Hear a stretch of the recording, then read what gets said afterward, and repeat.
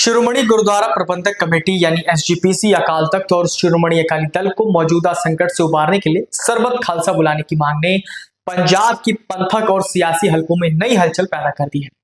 श्री हरमंदिर साहिब के मुख्य ग्रंथी और अकाल तख्त साहिब के पूर्व जत्थेदार यानी रघबीर सिंह ने स्पष्ट कहा कि पंथक संस्थाओं को एक परिवार के प्रभाव से मुक्त करवाने और सिख कौम को एकजुट करने के लिए सरबत खालसा समय की जरूरत है। उन्होंने संकेत दिए हैं कि इस दिशा में जल्द ठोस कदम उठाया जा सकता है। ज्ञानी रघबीर सिंह के इस बयान ने विशेष रूप से शिरोमणि अकाली दल बादल पर दबाव बढ़ा दिया है।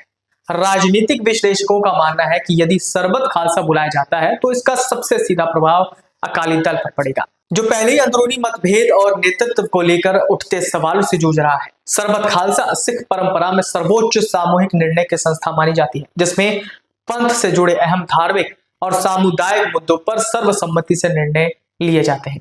इतिहास गवाह है कि जब जब पंथक संकट गहराया तब तब सरबत खालसा के मद से बड़े फैसले सामने आए। पिछले वर्षों में भी जब जब सरबत खालसा बुलाया गया, उसका सीधा असर पंजाब की राजनीति विशेषकर अकाली दल की स्थिति पर पड़ा। सबसे पहले वर्ष 1986 में अकाल तख्त साहिब पर सरबत खालसा बुलाया गया था। इसके बाद वर्ष 2015 में गांव चब्बा में सरबत खालसा बुलाया गया था। विशेषज्ञों के अनुसार सरबत खालसा की घोषणा अकाली दल बादल के पारंपरिक पंथक वोट बैंक को प्रभावित कर सकती है। इससे नेतृत्व परिवर्तन का दबाव बढ़ सकता है या नए पंथक मोर्चे के उदय की संभावना बन सकती है। 2027 के विधानसभा चुनावों को देखते हुए यह घटनाक्रम बादल गुट के लिए चुनौतीपूर्ण साबित हो सकता है। अन्य दलों की बात करें तो आम आदमी पार्टी और कांग्रेस इसे धार्मिक मामला बताकर दूरी बना सकती है, लेकिन पंथक वोटों में संभावित बिखराव कर राजनीतिक लाभ उन्हें मिल सकता है। राजनीतिक विश्लेषकों का मानना है कि सरबत खालसा के निर्णयों की वैधता और व्यापक स्वीकार्यता पर ही उसके प्रभाव की गहराई निर्भर करेगी। फिलहाल इसकी संभावित घोषणा ने पंजाब की राजनीति में नई बहस को जन्म दे दिया है। पंजाब की राजनीति में पंथक मुद्दे हमेशा अहम रहे हैं।